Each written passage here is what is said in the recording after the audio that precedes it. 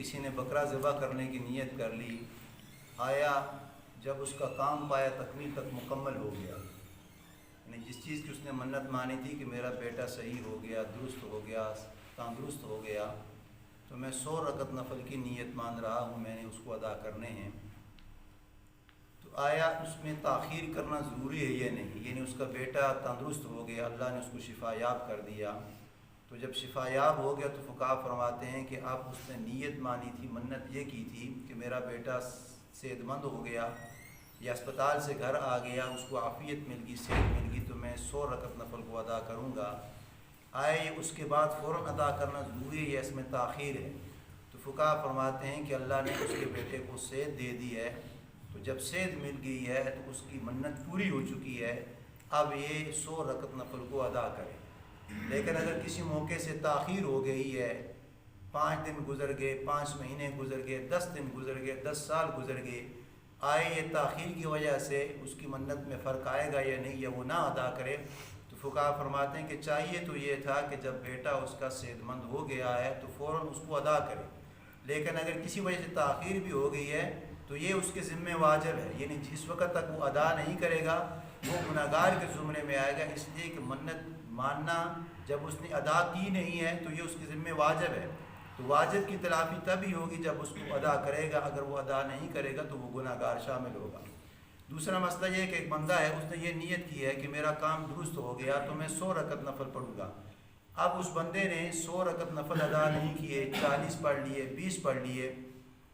تو جب 20 پڑھ لیے تو 80 نفل باقی ہیں، 40 پڑھ لیے تو 60 نفل باقی ہیں، آیا یہ اب 60 نفل ادا کرے یا نہ کرے؟ 40 پہ اکتفا ضروری ہے؟ تو فقہا فرماتے ہیں کہ جب اس نے نیت اپنی زبان سے اظہار معافی ضمیر یہ کیا ہے کہ میں 100 رکعت کو ادا کروں گا، تو اب یہ 100 ہی رکعت کو ادا کرے گا، اس میں تاخیر بھی نہیں ہے اور اس میں کمی کوتاہی بھی نہیں، بلکہ یہ 100 رکعت نفل کو مکمل ادا کرے گا۔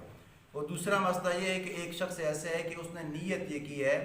کہ فلاں کام درست ہو گیا، میں 40 رکعت نفل پڑھوں گا،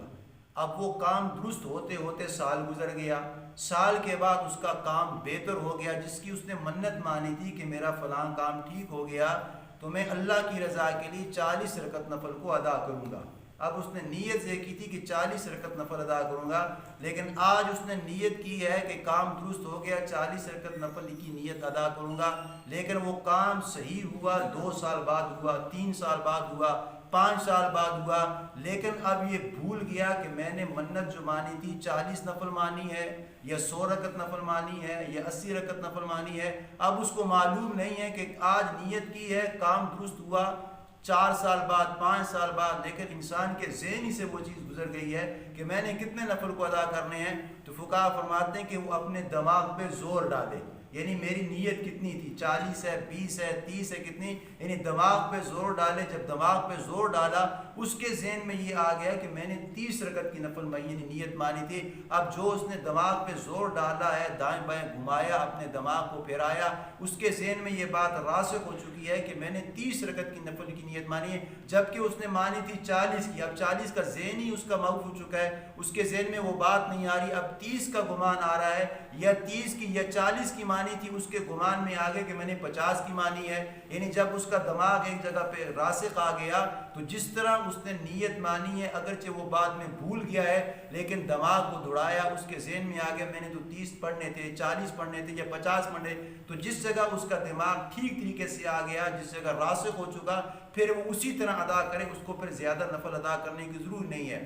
اور تیسرا مسئلہ یہ کہ ایک بندہ ہے، اس نے نفل کی نیت مانی ہے کہ میں 40 رکعت نفل کو ادا کروں گا، اب وہ 40 رکعت نفل کی بجائے 20 رکعت نفل پڑھ لیتا ہے، اور 20 کی جگہ وہ کہتا ہے کہ چلو میں کسی کو صدقہ خیرات کر لیتا ہوں، کوئی چیز تقسیم کر لیتا ہوں، آیا اس کی وہ جو نیت ہے 40 رکعت کی وہ 20 رکعت سے پوری ہوگی یا نہیں ہوگی، یا 20 نفل اس پڑھ لیے ہیں اور 20 کی جگہ اس نے پیسے دے دیے ہیں، تو کیا غرباء میں وہ پیسے اس کے نیت کے منت کے شامل ہوں گے نہیں ہوں گے؟ تو فقہا فرماتے ہیں کہ جو اس نے 20 رکعت کے پیسے دیے ہیں وہ اس میں کاؤنٹ نہیں کیا جائیں گے، بلکہ وہ 20 رکعت اس کے ذمہ واجب ہے، اس لیے کہ زبان سے اس نے یہ کہا تھا کہ میں 40 رکعت نیت کر رہا ہوں، 40 نفل میں نے پڑھنے ہیں، تو پھر 40 ہی پڑھنے ہیں، اس نے پھر 20 نہیں پڑھنے، 20 پڑھ لیے، 20 کے بعد وہ 20 کے پیسے دے رہا ہے، تو फुक़हा फरमाते हैं कि वो पैसे उसके शामिल नहीं होंगे, वो सदक़े के तौर पे तो शामिल हो सकते हैं, लेकिन वो जो मन्नत मानी थी उसमें शामिल नहीं होंगे। जिस तरह उसने ज़बान से इज़हार किया उसी तरह वो अदा करेगा।